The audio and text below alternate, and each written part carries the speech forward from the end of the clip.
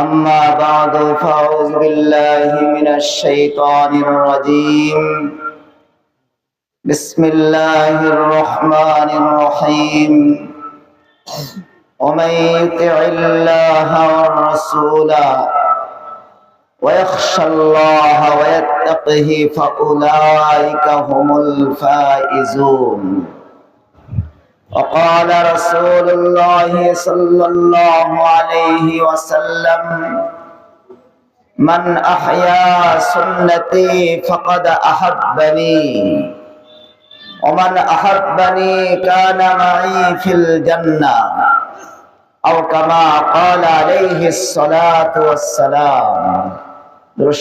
اللهم صل على محمد وعلى آل محمد كما صليت على إبراهيم وعلى آل إبراهيم إنك حميد مجيد. اللهم بارك على محمد وعلى آل محمد كما باركت على إبراهيم وعلى آل إبراهيم إنك حميد مجيد. প্রথমে আল্লাহ রাব্বুল আলামিনের শুকরিয়া আদায় করতেছি যে আল্লাহ তাআলা মেহেরবানি করে আমাদেরকে একটি দ্বীনি মজলিসে বসার তৌফিক দান করেছেন। এই জমানায় যখন চারদিকে শুধু ফিতনা, গুনাহ, চারদিকে গুনাহের সাইলাব, যেভাবে পানির ঢল বন্যার সময় নেমে আসে, আমাদের দিকে এর চেয়ে আরো অনেক বেশি গতিতে ইমান বিধ্বংসী ফিতনা নেমে আসতেছে। দৈনিক নতুন নতুন ফিতনা, দৈনিক নতুন নতুন নামে নতুন নতুন খুব আলোকিত, খুব উজ্জ্বল উজ্জ্বল নাম দিয়ে নতুন নতুন ফিতনা আসতেছে। উদ্দেশ্য একটাই, মুসলমানের ঈমান, মুসলমানের আমাল, মুসলমানের আখলাক নষ্ট করে দেওয়া। আজকে আমরা ঈমান থেকে দূরে সরে যাইতেছি, আমল থেকে দূরে সরে যাইতেছি, আখলাক আমাদের অসুন্দর হয়ে যাইতেছে।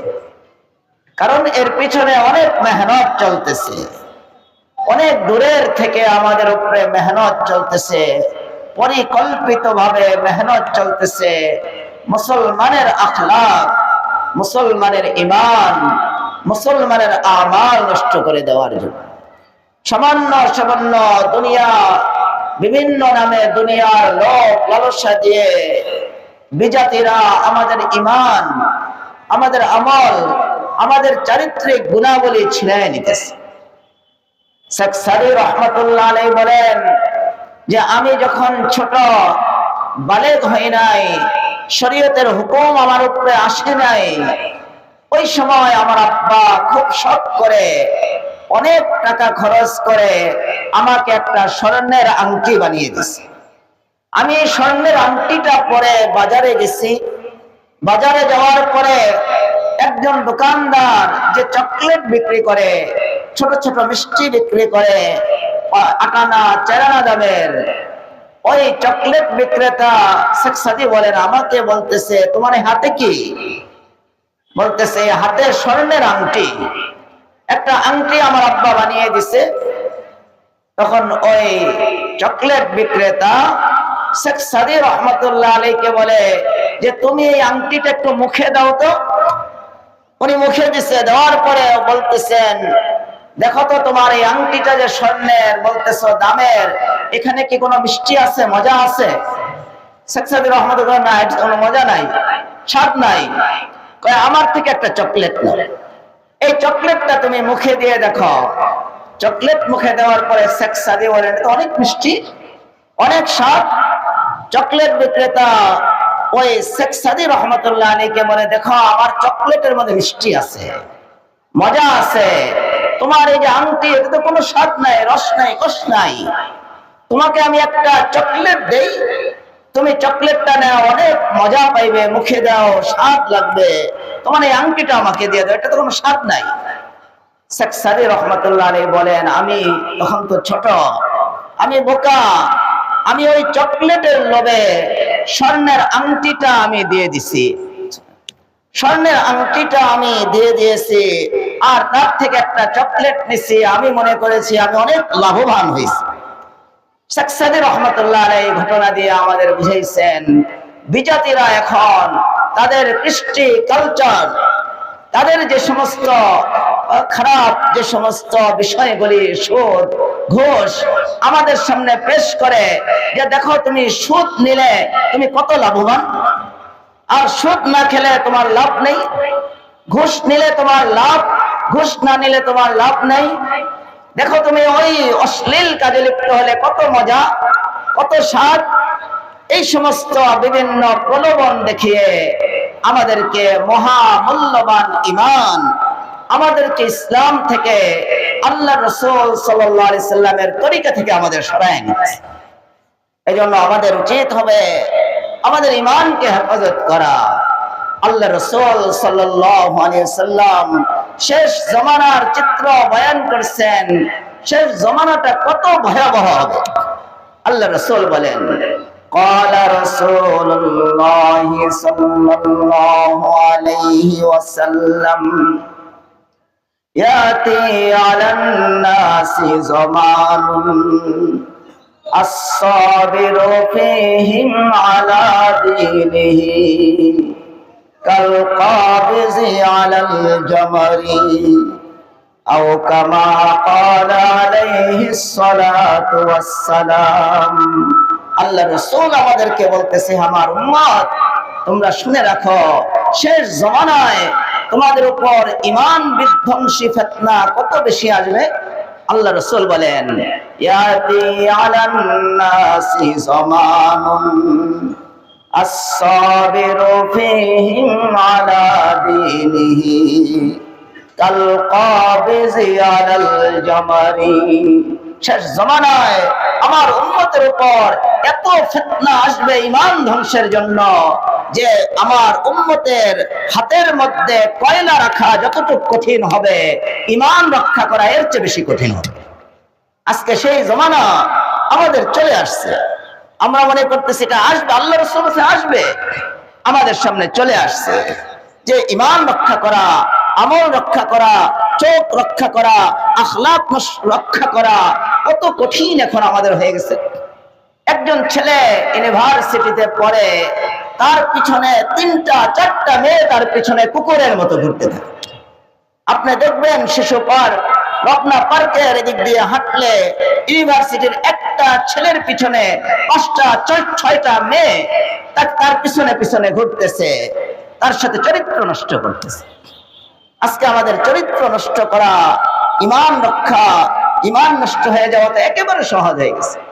একজন যুবকের হাতে একটা টাচ মোবাইল, আর সে দরজাটা বন্ধ করে দিচ্ছে। দরজা বন্ধ করে দিল, তাকে কেউ পৃথিবীর দেখতেছে না, কোন স্যাটেলাইট তার খবর নিতে পারতেছে না, সিসি ক্যামেরা কোনো নাই এখানে, তার কোনো ভয় নাই। সে টাচ মোবাইলটা খুললেই অশ্লীল ছবি দেখতে পারে। আজকে আমাদের যুবকরা কত কষ্ট করে, স্কুল কলেজ ইউনিভার্সিটির ছেলেরা, আলহামদুলিল্লাহ আমি তো বলি যে তাদের ঈমানটাই তো ঈমান। কলেজে পড়ে, ইউনিভার্সিটিতে পড়ে, পাগড়ি পরে তারা ক্লাস করে, পাগড়ি পরে তারা 5 ওয়াক্ত নামাজ জামাতের সাথে পড়তেছে। আমি তো অনেক সময় বলি যে এদের ঈমান হলো ঈমান। ইউনিভার্সিটিতে পড়ে তারা পাগড়ি পরে, ইউনিভার্সিটিতে পড়ে তারা চোখের হেফাজত করে, কানকে গান শোনা থেকে মুক্ত রাখে। এজন্য আমাদের এখন তো চারোদিকে শুধু গুনাহ, চোখ খোলাই যায় না। বাহিরে গেলে আপনি চোখ খুলতে পারবেন না, বাজারে গেলে চোখ খুলতে পারবেন না, চারোদিকে শুধু গুনাহের সাইলাব। আল্লাহ রাসূল সাল্লাল্লাহু আলাইহি সাল্লাম 1400 বছর আগে আমাদের ভবিষ্যৎবাণী করেছেন, বাদিরু বিল আমালি ফিতানান কাকিতাইল লাইলিল মুজলিমি ইসবিহু রাজুলু মুমিনান ওয়া ইউমসি কাফিরান আও ইউমসি মুমিনান ওয়া ইসবিহু কাফিরান ওয়া ইয়াবিউ দীনাহু বিআরজিন মিনাদ দুনিয়া أو كما قال عليه الصلاة والسلام আল্লাহ রাসূল বলতেছেন আমার উম্মত আমলের দিকে ধাবিত হও, বাদিরু বিল আমাল, তোমরা আমলের দিকে অগ্রগামী হও। আমার উম্মত আমল থেকে তোমরা দূরে সরো না, আমল থেকে পিছিয়ে পড়ো না। বাদিরু বিল আমাল ফিতানান, যে ফিতনা আসার আগে রাত্রের ঘুটঘুটে অন্ধকার যেমন আমরা দেখি অমাবস্যার সময়, আল্লাহ রাসূল বলেন রাত্রের ঘুটঘুটে অন্ধকার, এই অন্ধকারের মতো ফিতনা তোমাদের উপরে আসার আগে বাদিরু বিল আমাল, আমলের দিকে ধাবিত হও। কেন? শেষ জমানায় আমার উম্মতের অবস্থা কি হবে? আল্লাহ রাসূল বলেন ইসবিহুর রাজুলু মুমিনান ওয়া ইউমসি কাফিরান আও ইউমসি মুমিনান ওয়া ইসবিহু কাফিরান। আমার উম্মতের অবস্থা শেষ জমানায় কি হবে? যে অনেকে সকালে মুমিন থাকবে, সন্ধ্যায় কাফের হয়ে যাবে।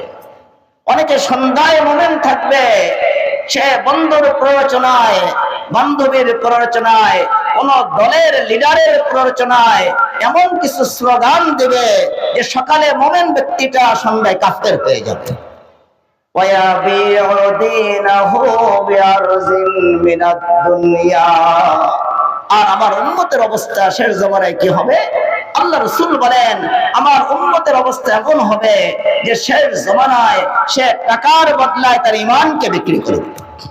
আপনি এখন দিনাজপুর, ঠাকুরগাঁও, পঞ্চগড় যান, আমি প্রায় ওখানে আমাদের ছাত্ররা মাদ্রাসা করছেন, আমি সফরে যাই আমার ছাত্রদের মাদ্রাসায়। সেখানে কোন কোন গ্রাম এমন পাওয়া গেছে যে একটা গ্রামের মধ্যে 300 পুরুষ, শুধু একটা গ্রামে 300 পুরুষ, এক একজনকে মাথা পিছু 5,000 6,000 টাকা দেওয়া হয়েছে, সবাই খ্রিস্টান হয়ে গেছে।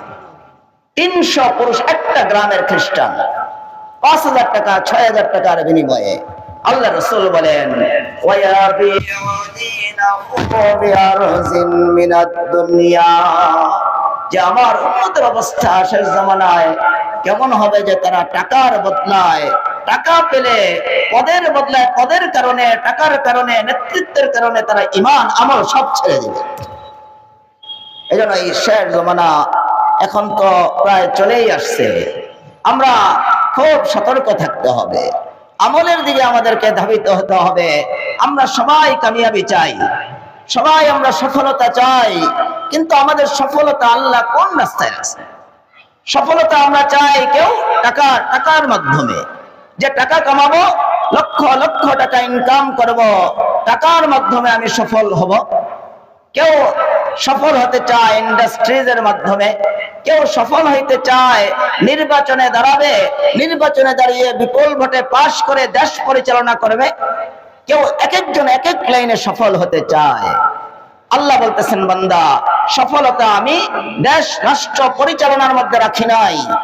তুমি রাষ্ট্র পরিচালনা করলেই তুমি সফল হয়ে যাবে। এখন আমার মনে হয় অনেকে এটা বিশ্বাস আর করে না যে প্রধানমন্ত্রী হইলেই সফল হয়ে যাব, এটা আমার মনে হয় অনেকে আর বিশ্বাস করে না।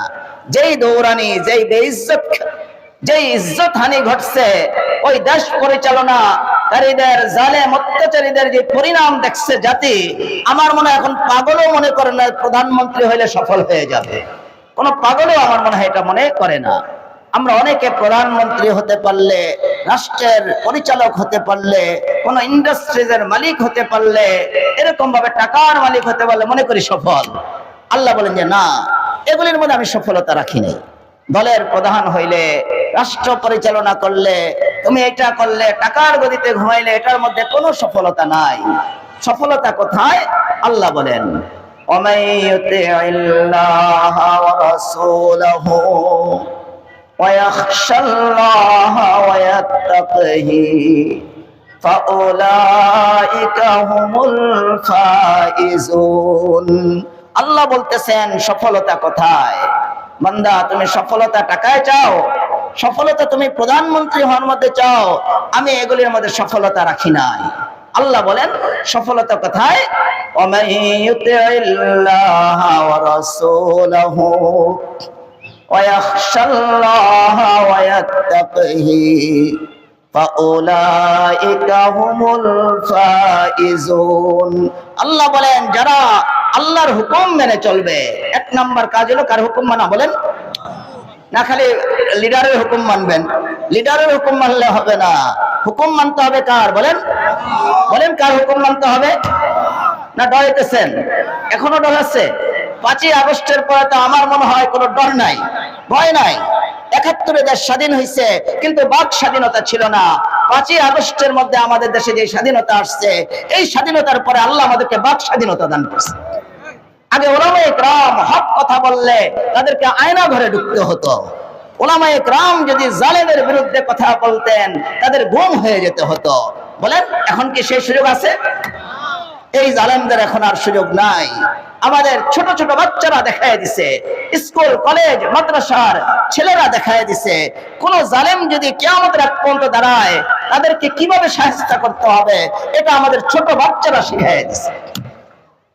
এজন্য আমাদের সফলতা, আমাদের কামিয়াবি আমরা তালাশ করি যদি আমেরিকার অনুসরণ করে, ইন্ডিয়ার অনুসরণ করে, কোন ইহুদির অনুসরণ করে, এটা হবে না।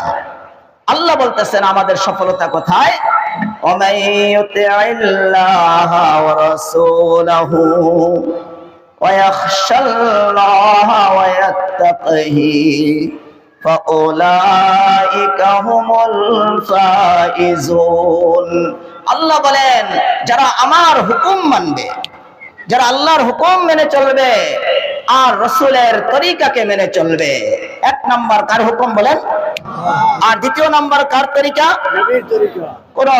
কোন লিডারের তরিকা না, কোন আমেরিকার তরিকায় চললে চলবে না, ইন্ডিয়ার তরিকায় চললে চলবে না। অনেকে মনে করছিল ইন্ডিয়ার পূজা করলে আমার মন্ত্রিত্ব, আমার প্রধানমন্ত্রিত্ব কিয়ামতের আগ পর্যন্ত টিকবো। আল্লাহ দেখায় দিচ্ছে যে ইন্ডিয়ার তাবেদারি করলে তোমার অস্তিত্ব টিকবে না। আমার মনে হয় যদি আল্লাহকে মনে হয় না টেকিন, যদি তারা ইসলামের পতাকা তলে থাকতো, ছায়া তলে থাকতো, ইনসাফের উপরে থাকতো, অন্তত ইজ্জতের সাথে তাদের শেষ পরিণামটা হতো। কিন্তু আজকে তারা বেইজ্জত।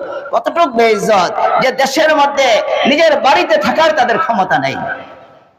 আল্লাহ বলতেছেন যাদের মধ্যে 3টা গুণ পাওয়া যাবে, একটা হলো আল্লাহর হুকুম মানা, দ্বিতীয় নম্বর হলো আল্লাহর রাসূলের তরিকা সুন্নাহকে মেনে নেওয়া, আর তৃতীয় নাম্বার গুণ হলো আল্লাহকে ভয় করা। এই 3 গুণ যাদের মধ্যে পাওয়া যাবে আল্লাহ বলেন তারা সফল, তারা কামিয়াব। তাহলে আমাদের সফলতা অর্জন করতে হলে প্রধানমন্ত্রী থেকে ফকির পর্যন্ত সবার মধ্যে 3টা গুণ থাকতে হবে। কয়টা গুণ বলেন? সবাই বলেন। 1 নাম্বার গুণ কি বলেন? আল্লাহর হুকুম মানা। বলেন 1 নাম্বার গুণ কি? দ্বিতীয় নাম্বার গুণ হলো আল্লাহর রাসূলের তরিকাকে মানা। আর তৃতীয় নাম্বার হলো কাকে ভয় করা? না কোনো প্রশাসনকে ভয় করবেন, না কোনো দলের লিডারকে ভয় করবেন, ভয় করতে হবে কাকে বলেন? আল্লাহ বলেন ওয়ামাই ইউতিইল্লাহা ওয়া রাসূলাহু ওয়া ইয়াখশাল্লাহা ওয়া ইয়াত্তাকিহি ফাউলাইকা হুমুল ফাইজুন। যারা আমার আল্লাহ বলেন আল্লাহর হুকুম যারা মানবে, রাসূলের তরিকা মানবে আর আল্লাহকে ভয় করবে, আল্লাহ তাদের সফল করে দিবেন। কেমন সফল? আল্লাহ কোরআনে কারীমের বিভিন্ন জায়গায় আল্লাহ বলছেন যারা আল্লাহকে ভয় করবে তাদেরকে আল্লাহ কেমন সফল দান করবেন। আল্লাহ অন্য জায়গায় মধ্যে বলেন ওয়ালাউ আন্না আহলাল কুরা আমানু ওয়াত্তাকাউ লাফাতাহনা আলাইহিম বারাকাতিম মিনাস সামাই ওয়াল আরদি। আল্লাহ বলেন বান্দা তোমরা যদি আমাকে ভয় করো, আমাকে ভয় করে বান্দা তোমরা যদি গুনাহ ছেড়ে দাও, লাভ কি হবে? আল্লাহর কোনো লাভ নাই। লাভ কাদের বলেন? আমাদের। কি লাভ হবে? আল্লাহ বলেন তুমি যদি গুনাহ ছেড়ে দাও, আমাকে ভয় করো বান্দা, তাহলে আসমান জমিনের বরকতের যত দরজা আছে আমি তোমাদের জন্য খুলে দেব। জমিনের বরকতের দরজা খুলে দিবে, আসমানের বরকতের দরজা কে খুলে দিবে বলেন? আল্লাহ বলেন ওয়ামাই ইয়াত্তাকিল্লাহা ইয়াজআল লাহু মাখরাজা। আল্লাহ বলেন যারা আমাকে ভয় করবে, আমাকে ভয় করে গুনাহ ছেড়ে দিবে, দুনিয়াতেই বান্দা তোমার লাভ কি হবে? তোমার সব বিপদ সংকট থেকে তোমাকে বের করার রাস্তা আমি করে দিই। আর তোমাকে এমন স্থান থেকে রিজিক দান করব যার কল্পনাই তোমার ছিল না। আমরা আমাদের আকাবির মাশায়েখ এমনকি রাসূল সাল্লাল্লাহু আলাইহি ওয়াসাল্লামের জীবনীতেও দেখি সবচেয়ে বেশি আল্লাহকে ভয় করছে আল্লাহ রাসূল। হযরত আবু হুরায়রা রাদিয়াল্লাহু তাআলা আনহু বলেন যে আমার পেটে খিদা, 3 দিন 4 দিন ধরে আমি খানা খাই নাই, পেটের মধ্যে পাথর বাঁধছে। তা আমি পাথর বেঁধে আর চলতে পারতেছি না, বেহুশ হয়ে যাওয়ার মতো। আল্লাহ রাসূল যে রাস্তা দিয়ে আসে, আবু বকর ওমর যে রাস্তা দিয়ে আসে রাদিয়াল্লাহু আনহুমা, আমি গিয়ে ওই রাস্তায় বসে গেছি যে আমাকে দেখলে ওনারা বুঝবে আমার পেটে খিদা আছে, আমাকে নিয়ে একটু খানা খাওয়াবে। তা আবু বকর রাদিয়াল্লাহু তাআলা আনহু গেছেন, আমার চেহারার দিকে তাকাইছেন, সালাম হইছে, মুসাফা হইছে, কিন্তু উনি বুঝতে পারেননি। ওমর রাদিয়াল্লাহু তাআলা আনহু গেছেন, আমার চেহারার দিকে তাকাইছেন, আমার সাথে সালাম মুসাফা হইছে, কিন্তু বুঝতে পারে নাই, বা হয়তো ওনার ঘরেও খানা ছিল না। আল্লাহ রাসূল ওই রাস্তা দিয়ে আসছেন, আর আবু হুরায়রা রাদিয়াল্লাহু তাআলার চেহারার দিকে তাকাই রহমাতুল লিল আলামিন উনি বুঝে ফেলছে আবু হুরায়রার পেটের মধ্যে খিদা। বসে, হে আবু হুরায়রা চলো আমার সাথে। ঘরের মধ্যে গেছেন, জিজ্ঞাসা করছে বিবিকে কোনো খাদ্য আছে? আবু হুরায়রা ক্ষুধার্ত, কিছু খাদ্য আছে কিনা? বিবি বলছেন যে কোনো খাদ্য তো নাই, 1 পেয়ালা দুধ আছে। 1 পেয়ালা বলেন, এই যে এরকম 1 পেয়ালা যদি দুধ, 1 পেয়ালা এর চেয়ে বেশি তো আর হবে না। এই 1 পেয়ালা দুধ এখানে কয় কেজি, কয় মন পানি আছে বলেন? কয় মন দুধ ধরবে বলেন? হ্যাঁ, 1 পা পানি হয়তো বা ধরবে, 1 পোয়া পানি, হ্যাঁ 1 পোয়া পানি ধরতে পারে। তা আল্লাহ রাসূল সাল্লাল্লাহু আলাইহি সাল্লামের বিবি বলছে যে কিছু তো নাই, 1 পেয়ালা দুধ আছে। আল্লাহ রাসূল বলছে এটাই দাও। আবু হুরায়রা ক্ষুধার্ত, তার পেটে পাথর বাঁধা, এটাই দাও, এটা দিয়ে তার পেট থেকে একটু ঠান্ডা করা যাবে।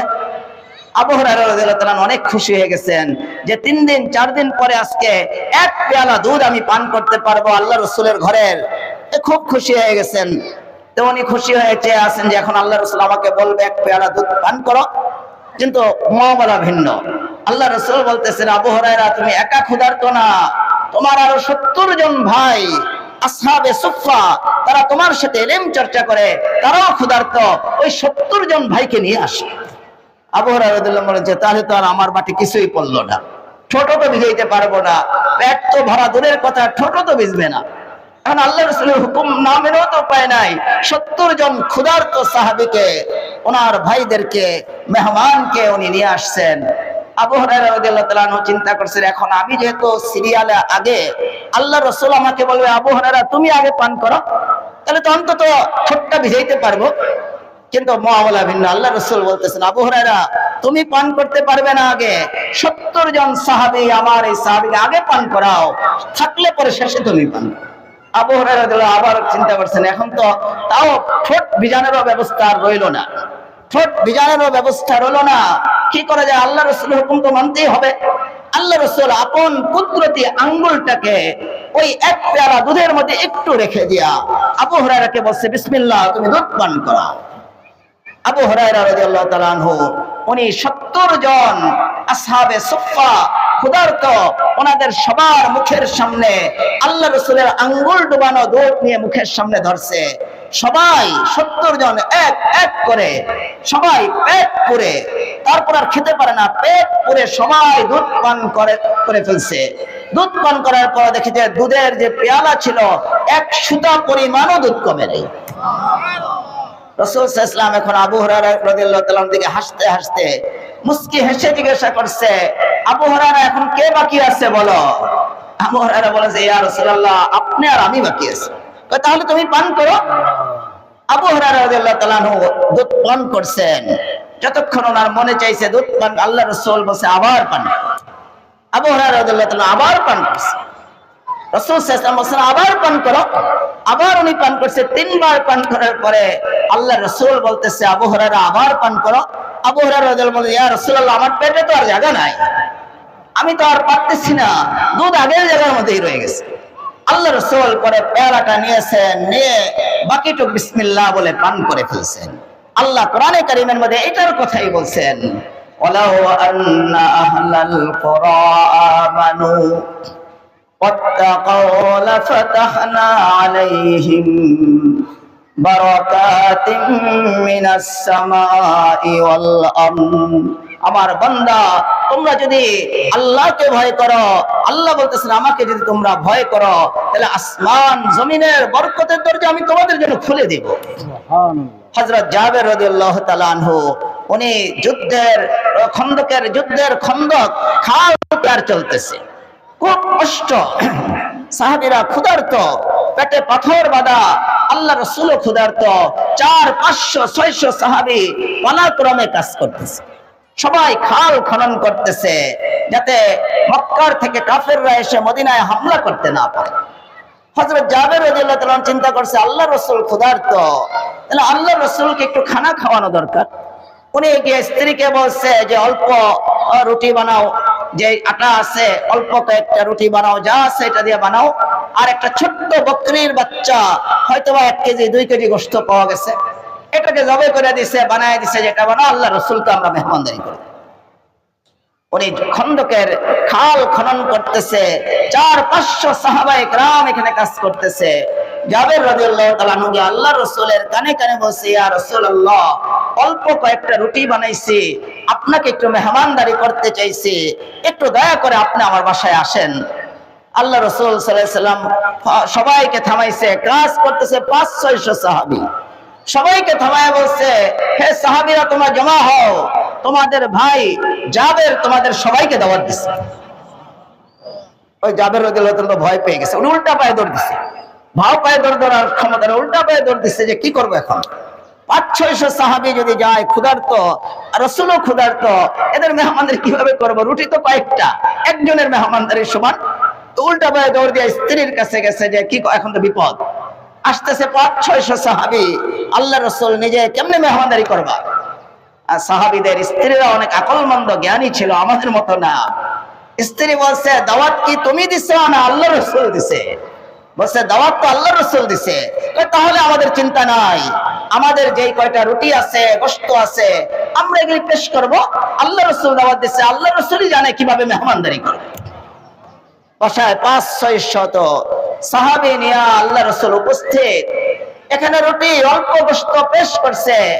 আল্লাহ রাসূল সমস্ত সাহাবীদের মধ্যে ওই অল্প রুটি গোশত বিতরণ করা শুরু করছেন, সবাইকে দাওয়াত দিবেন, পেট পুরে খাওয়ার মতো করে দিবেন। যেই রুটি জাবের আর যেই গোশত জাবের রাদিয়াল্লাহু তাআলা তৈয়ার করেছিলেন, সব তার পাতিলের মধ্যেই রয়ে গেছে। এটাই আল্লাহ বলছেন, ওমাইয়াত্তাকিল্লাহা ইয়াজআল লাহু মাখরাজা ওয়া ইয়ারযুকুহু মিন হাইসু লা ইয়াহতাসিব। আমার বান্দা, তোমরা যদি আমাকে ভয় করো, আমি তোমাদেরকে এমন স্থান থেকে রিজিক দান করব যার কল্পনাও তোমাদের ছিল না।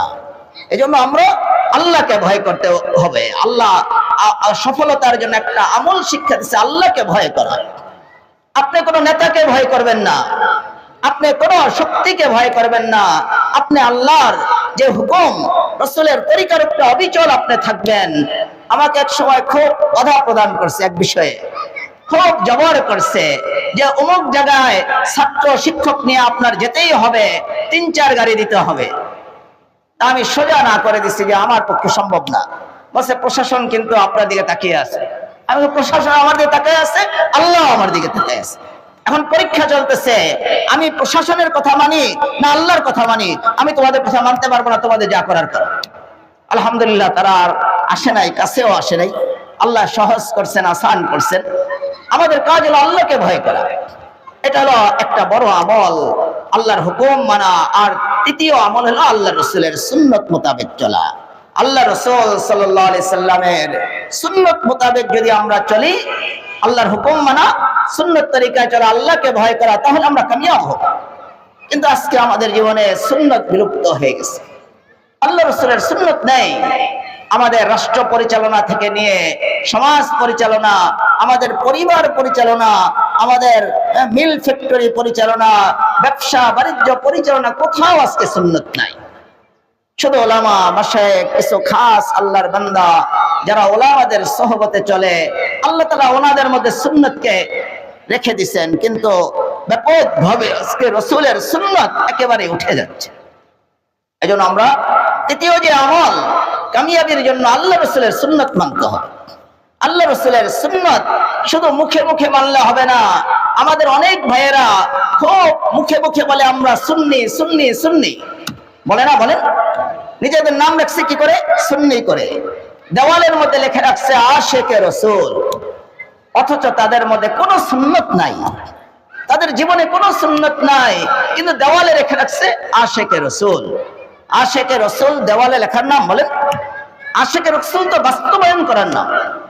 সুন্নত বলতে কিছু নাই, তারা নাম রেখে দিয়েছে নিজেদের সুন্নি। আল্লাহ রাসূল বলেন শুধু আমাকে মহব্বতের দাবি করলে হবে না, আমার সুন্নত মানতে হবে। আমার সুন্নত যদি কেউ মানে, সে যদি মুখে নাও বলে আমি আল্লাহ রাসূলকে ভালোবাসি, তারপর সে আল্লাহ রাসূলের আশিক হিসেবে গণ্য। আল্লাহ রাসূল বলেন ক্বালা রাসূলুল্লাহ সাল্লাল্লাহু আলাইহি ওয়াসাল্লাম মান আহয়া সুন্নতি ফাকাদ আহাব্বানি ওয়া মান আহাব্বানি কানা মাই ফিল জান্নাহ আও কামা ক্বালা আলাইহিস সালাতু ওয়াস সালাম।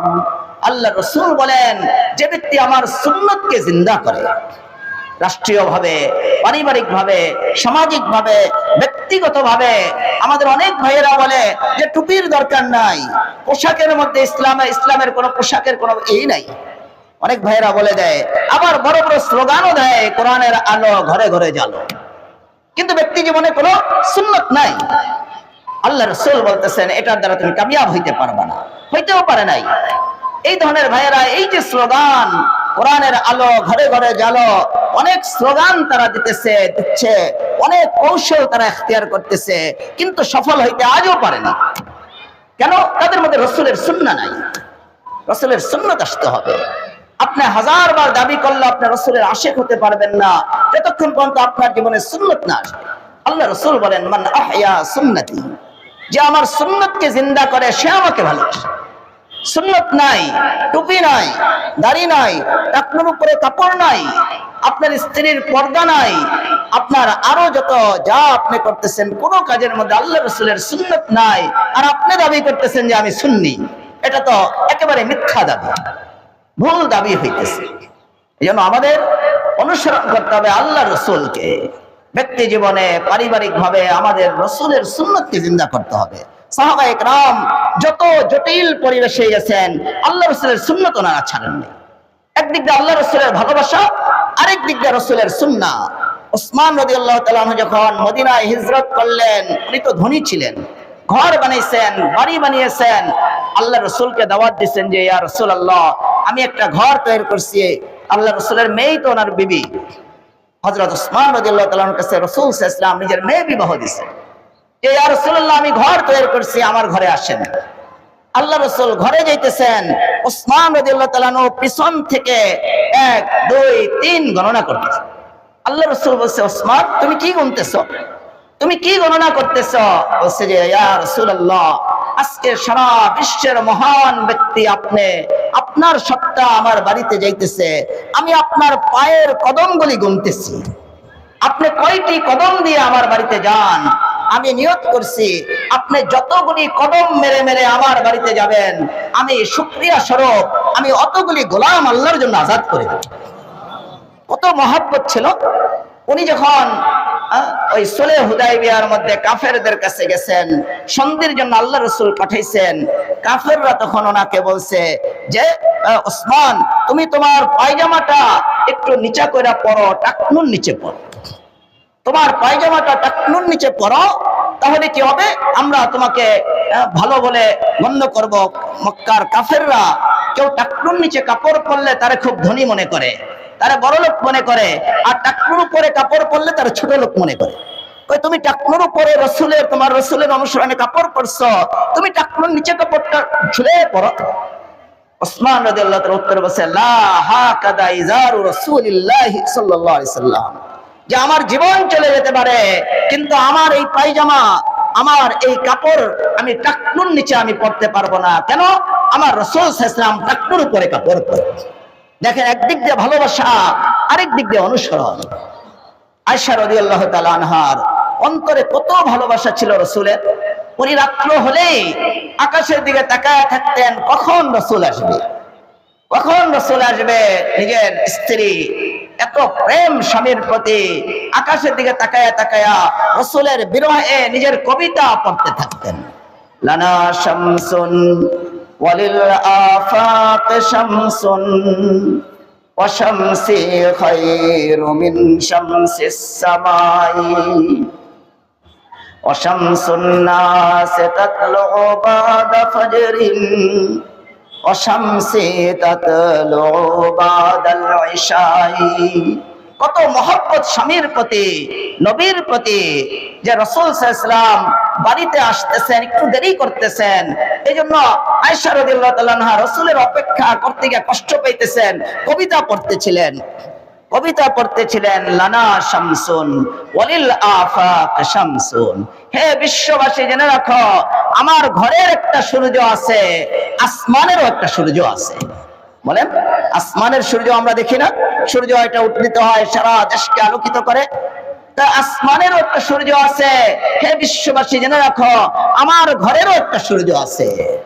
অশামসে খায়রু মিন শামসিস সামাই, কিন্তু জেনে রাখো আসমানের যে সূর্য আছে, এই আসমানের সূর্য থেকে আমার ঘরের সূর্য রাসূল আকরাম সাল্লাল্লাহু আলাইহি ওয়াসাল্লাম অনেক দামি। অশামসুন নাস তাতলু বাদা ফাজরিন ওয়া শামসি তাতলু বাদাল ইশাই। হে বিশ্ববাসী শুনে রাখো, আকাশের সূর্য, পৃথিবীর যে সূর্য, এটা উদিত হয় ফজর নামাজের পরে, আর আমার ঘরের সূর্য রাসূল আকরাম সাল্লাল্লাহু আলাইহি ওয়াসাল্লাম উদিত হয় এশার নামাজের পরে। কত প্রেম ছিল, কত ভালোবাসা, কিন্তু আবার অনুসরণ। ওনার ভাই আব্দুর রহমান বিন আবি বকরের একটা ছেলে হয়েছে, তখন বাড়ির সবাই বলছে আকিকা করব। আকিকা করার মধ্যে সুন্নত হলো ছেলেদের জন্য কয়টা বকরি, বলেন কয়টা বকরি খাসি করতে হয় বলেন?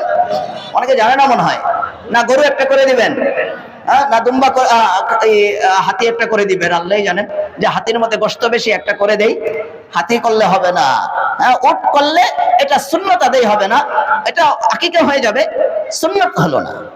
যে ছেলের জন্য 2টা বকরি খাসি আকিকা করতে হয়, মেয়ের জন্য একটা বকরি বা খাসি। তা আব্দুর রহমান বিন আবি বকর আয়েশা রাদিয়াল্লাহু তাআলা আনহার ভাইয়ের যখন বাচ্চা হইছে, সবাই বলছে যে আমাদের আত্মীয় স্বজন বেশি, উট দিয়ে আমরা চলো আকিকা করে দেব। আয়েশা রাদিয়াল্লাহু তাআলা দেখেন ওদিক দিয়ে মহব্বত, শের পড়তেছে, কবিতা পড়তেছে, আল্লাহ রাসূলের আবার কি অনুসরণ। উনি লোকমা দিছে, প্রতিবাদ করছে, না আমার ভাইয়ের যে ছেলে হইছে তার আকিকা উট দিয়ে চলবে না, গরু দিয়ে চলবে না, তার আকিকা করতে হবে 2টা বকরি বা খাসি দিয়ে।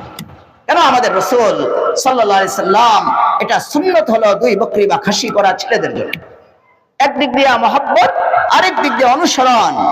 এটা কিন্তু আমাদের অনেক ভাইদের মধ্যে নাই। তারা মহব্বতের দাবি করে কিন্তু অনুসরণ নাই। না ভুল বললাম বলেন? অনেক দাবি করে সুন্নি সুন্নি, আমরা সুন্নি, ওরা ওয়াহাবি, এরা ওয়াহাবি, কিন্তু সুন্নাত বলতে কিচ্ছু নাই। আমাদের চট্টগ্রামে বলে কেশ নাই কুত্তা বাইগা নাম, মানে কুকুরের হয়ে অসুখ হয়ে শরীর থেকে পশম সব পড়ে গেছে, এখন দেখা যায় সিংহর মতো। আর কুকুরের নাম হয়ে গেছে কি সিংহ। বলেন এই নাম হওয়ার দ্বারা কি সিংহ হয়ে যাবে? এই জন্য আমাদের জীবনে সুন্নত আসতে হবে। সাহাবীদের মধ্যে 2টা জিনিস, একদিক দিয়ে মহব্বত, আরেক দিক দিয়ে অনুসরণ। হযরত সাহাবায়ে কেরাম আল্লাহর রাসূলের চেহারা দিকে তাকিয়ে তাকিয়ে কবিতা পড়তেন। ওয়া আহসানু মিনকা লাম তারা কাত্তু আইনি ওয়া আজমালু মিনকা লাম তালিদিন নিসাউ খুলিকতা মুবাররাআন মিন কুল্লি আইবিন কাআন্নাকা খুলিকতা কামা তাশাউ। হযরত সাহাবায়ে কেরাম রাসূলের সুন্দর আলোকিত চাঁদের মতো সুন্দর চেহারা। এক সাহাবী বলেন আমার মধ্যে কি সন্দেহ ছিল যে আল্লাহ রাসূলের চেহারা বেশি সুন্দর না 14 তারিখের চাঁদের চেহারা সুন্দর। তো এটা একটু আমার যাচাই করতে মনে চাইছে। অন্ধকার রাত্রিতে একদিন রাত্রেবেলা চাঁদনি রাত, 14 তারিখের রাত, আল্লাহ রাসূল এসে দাঁড়াইছেন। ওই সাহাবী বলেন আমি 3 বার, একবার রাসূলের চেহারা দিকে তাকাইছি, আরেকবার চাঁদের দিকে তাকাইছি, আরেকবার রাসূলের চেহারা দিকে তাকাইছি, আবার চাঁদের দিকে তাকাইছি। আবার রাসূলের চেহারা দিকে তাকাইছি, আবার চাঁদের দিকে তাকাইয়া আমি আল্লাহর রাসূলকে বলছি, ইয়া রাসূলুল্লাহ, আমার একটু সন্দেহ ছিল 14 তারিখের চাঁদ বেশি সুন্দর না আপনার চেহারা সুন্দর। ইয়া রাসূলুল্লাহ, আজকে 3 বার তাকানোর পরে আমি নিশ্চিত হয়েছি 14 তারিখের চাঁদের চেহারার মধ্যে কলঙ্ক আছে, আপনার চেহারায় কোনো কলঙ্ক নেই। ওয়া আহসানু মিনকা লাম তারা কাত্তু আইনি ওয়া আজমালু মিনকা লাম তালিদিন নিসাউ। হাসান রাদিয়াল্লাহু তাআলা আনহু রাসূলের চেহারার দিকে তাকাইয়া সাহাবায়ে কেরাম বলতেন, আমাদের পেটে খিদা লাগলে খাদ্য নেই, তখন আমরা কি করতাম? আল্লাহ রসুলের কাছে গিয়ে আল্লাহ রসুলের চেহারার দিকে তাকায় থাকতাম, কুদরতি ভাবে আমাদের পেট ভরে যেত।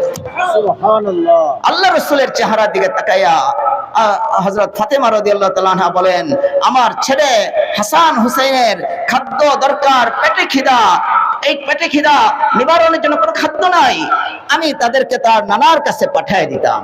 আল্লাহ রাসূল নিজের আঙ্গুল, শাহাদাত আঙ্গুল হাসান হুসাইন রাদিয়াল্লাহু আনহুমার মুখের মধ্যে এমনি একটু দিতেন, এটা ওনারা চুষতেন, কিছুক্ষণ চুষে ওনারা পেট ভরে একে পরিতৃপ্ত হয়ে বাসায় চলে যেতেন। সুবহানাল্লাহ। আল্লাহ রাসূল সাল্লাল্লাহু আলাইহি ওয়াসাল্লামের প্রত্যেকটা কাজে বরকত। আয়েশা রাদিয়াল্লাহু তাআলা আনহা বলেন, আমি আমার রাসূল আমার স্বামীর কয়েকটা চুলকে আমি আসরানের সময় পড়ছিল, আমি এটা রেখে দিছি, আর এই চুলগুলিকে আমি পানির মধ্যে ভিজিয়ে রাখছিলাম। মদিনার কোন বাচ্চা মহিলা অসুস্থ হলে আমার কাছে আসলে আল্লাহ রাসূলের চুল ভিজানো পানি তাদের মুখে একটু দিয়ে দিতাম, আর এই চুল ভিজানো পানি খেয়ে তারা সুস্থ হয়ে যেত। সুবহানাল্লাহ। হযরত রাসূল আকরাম সাল্লাল্লাহু আলাইহি ওয়াসাল্লামের বিবিগণ, আল্লাহ রাসূল যখন দুপুর বেলা ঘামতেছেন, শুয়ে আছেন, তখন বিবিরা আল্লাহ রাসূলের এই ঘামগুলিকে কোনোভাবে এগুলিকে সংরক্ষণ করতেন। আর আল্লাহ রাসূলের বিবিগণ বর্ণনা করছেন, মদিনার কোন আতর আল্লাহ রাসূলের ঘামের চেয়ে বেশি সুঘ্রাণ ছিল না। আজকে আমরা কার অনুসরণ করি? খেলোয়াড়ের অনুসরণ করি, খেলোয়াড়ের চুলের, অমুকের হাফ প্যান্টের, অমুকের ফুল প্যান্টের। রাগ হবেন নাকি বলেন? ওই খেলোয়াড় কেমনে হাফ প্যান্ট পরে, ওই খেলোয়াড় কেমনে ফুল প্যান্ট পরে, ওই খেলোয়াড় কেমনে চুল চাষে। আল্লাহ মাফ করেন, আল্লাহ রসুলের সৌন্দর্যতা বাদ দিয়ে, ওনার অনুসরণ বাদ দিয়ে আজকে আমরা অনুসরণ করি খেলোয়াড়ের। অথচ এই খেলোয়াড় আল্লাহ রসুল বলেন, ক্বালা রাসূলুল্লাহি সাল্লাল্লাহু আলাইহি ওয়াসাল্লাম, লানাল্লাহুন নাযিরা ওয়াল মানযুরা ইলাইহি। যারা সতরকে খুলে দেয় আর যারা সতরকে দেখে, উভয়ের উপরে আল্লাহর পক্ষ থেকে অভিশাপ বর্ষণ হয়। আপনি হাফ প্যান্ট পরা একটা খেলোয়াড় উপরে আসক্ত হয়ে আর মতো চুল রাখলেন, আর আপন রসুল যার চেহারার সামনে চাঁদ ও মলিন, তার অনুসরণ আপনি করলেন না। এজন্য আমাদের উচিত হলো আল্লাহ রসুলের অনুসরণ করা। আল্লাহ রসুল বলেন, ক্বালা রাসূলুল্লাহি সাল্লাল্লাহু আলাইহি ওয়াসাল্লাম, মান তামাসসাকা বিসুন্নতি ইনদা ফাসাদি উম্মতি ফালাহু আজরু মিআতি শাহীদ আও কামা ক্বালা আলাইহিস সালাতু ওয়াসসালাম। আল্লাহ রাসূল বলেন, বাবা আমরা দয়া করে আমরা খেলোয়াড়ের অনুসরণ না করি। আমাদের চুল দেখলে আজকে আশ্চর্য লাগে, মেয়েদের পোশাক দেখলে আশ্চর্য লাগে, পোশাক পরেও তারা উলঙ্গ। আল্লাহ রাসূল বলেন, যে কোনো ব্যক্তি যদি ফিতনা ফাসাদের যুগে যখন গুনাহ বেড়ে যাবে, বিজাতিদের অনুসরণ বেড়ে যাবে, বলেন এখন বিজাতিদের অনুসরণ কম না বেশি? সবাই বলেন কম না বেশি? সবাই বিজাতিদের অনুসরণ, ফুল প্যান্ট, শার্ট, তাদের গেঞ্জি, তাদের চুল সব দেখেন বিজাতিদের অনুসরণে, আল্লাহ রসুলের পোশাকের অনুসরণ নাই। আল্লাহ রসুল বলেন, ক্বালা রাসূলুল্লাহি সাল্লাল্লাহু আলাইহি ওয়াসাল্লাম, মান তামাসসাকা বিসুন্নতি ইনদা ফাসাদি উম্মতি ফালাহু আজরু মিআতি শাহীদ। যে ব্যক্তি ফিতনা ফাসাদের যুগে, গুনাহের জমানায় যারা আল্লাহর রাসূলের অনুসরণ করবে, মাথা থেকে পা পর্যন্ত, রাষ্ট্র পরিচালনা থেকে নিজের পরিবার পরিচালনা পর্যন্ত, ব্যক্তি জীবন পরিচালনা পর্যন্ত যারা আল্লাহর রাসূলের সুন্নাত মোতাবেক চলবে, আল্লাহর রাসূল বলেন কিয়ামতের দিন আল্লাহ তাআলা তাদেরকে 100 শহীদের মর্যাদা দিয়ে উঠাবে। এক একজন শহীদের মর্যাদা কত বেশি! আল্লাহ রাসূল বলেন 100 শহীদের মর্যাদা দিয়ে উঠাবে। কেন উঠাবে? মোল্লা আলী কারি রহমাতুল্লাহ আলাইহি মিরকাত গ্রন্থের মধ্যে লেখেন যে যে ব্যক্তি শেষ জমানায় সুন্নত তরিকায় চলবে তাকে 100 শহীদের মর্যাদা কেন আল্লাহ দিবেন? এটার কারণ কি? ওই যারা শহীদ হয় তারা কিন্তু কষ্ট পায় একবার। শহীদ হয়েছে, তার গলাটা কাটছে কয়বার বলেন? না 100 বার কাটছে? কয়বার কাটছে? তাকে গুলি করছে কয়বার? একবার, দুইবার, তিনবার। এক গুলি করে একবারই তো তার মৃত্যু। তে জীবনে কষ্ট, শহীদ হওয়ার সময় একবার তাকে হত্যা করতে গিয়ে কষ্ট দেওয়া হয়েছে। কিন্তু ফিতনা ফাসাদের যুগে যারা সুন্নত তরিকায় চলবে তারা কষ্ট পাবে 100 বার, 1000 বার। নিজের ভাইয়ের কাছে কষ্ট পাবে, নিজের বোনের কাছে কষ্ট পাবে। যে একটা বিবাহ করতে গিয়ে আপনি যদি বলেন সুন্নত তরিকায় আমি আমার মেয়েকে বিবাহ দিব, তাহলে সর্বপ্রথম প্রতিবাদ করবে আপনার ভাইয়েরা, আপনার বোনেরা, যে ও মৌলবী হয়ে গেছে, ও মৌলবী সাহেব হয়ে গেছে। কিসের বলে? সুন্নত তরিকায় বিবাহ। বাড়িতে গান বাজবে না, হলুদের অনুষ্ঠান হবে না, এগুলি আমরা মানতে পারবো না। বলেন, বলবে না এগুলি? আপনি সুন্নত তরিকায় টুপি পরবেন, আপনার বন্ধু বান্ধব আপনাকে টিটকারি করবে, ঠাট্টা করবে, তুই মৌলবী হয়ে গেছস, কাঠমোল্লা হয়ে গেছস। নাউজুবিল্লাহ। কাঠমোল্লা বলা জায়েজ হবে? বলেন। ঈমান নষ্ট হয়ে যেতে পারে যদি ঠাট্টা করে বলে। আল্লাহর রাসূল যে বলছেন যারা সুন্নত তরিকায় চলবে আল্লাহ কিয়ামতের দিন তাদেরকে 100 শহীদের মর্যাদা দিবে। কেন? তারা প্রত্যেক পদে পদে কষ্ট পাবে, মানুষ তাদেরকে ঠাট্টা করে কষ্ট দিবে, বিদ্রূপ করে খোঁচা দিবে। এজন্য আল্লাহ তাআলা কিয়ামতের দিন তাদেরকে, তাদের কষ্ট যেহেতু বেশি, আল্লাহ তাদের মর্যাদাও বেশি দিবেন, 100 শহীদের মর্যাদা দিয়ে দিবেন। এজন্য আমরা সুন্নত তরিকায় চলবো তো ইনশাআল্লাহ। সুন্নতকে আমরা পিছনে রাখবো না। সাহাবায়ে কেরাম কোন হালতেই সুন্নতকে পিছনে রাখে নাই। যত বড় বৈরী পরিবেশ হোক, সব অবস্থায় সুন্নতকে সামনে রাখছে। আল্লাহ তাআলা বড় বড় বিজয় ওনাদেরকে দান করেছে। আল্লাহ আমাদের সবাইকে কবুল করেন।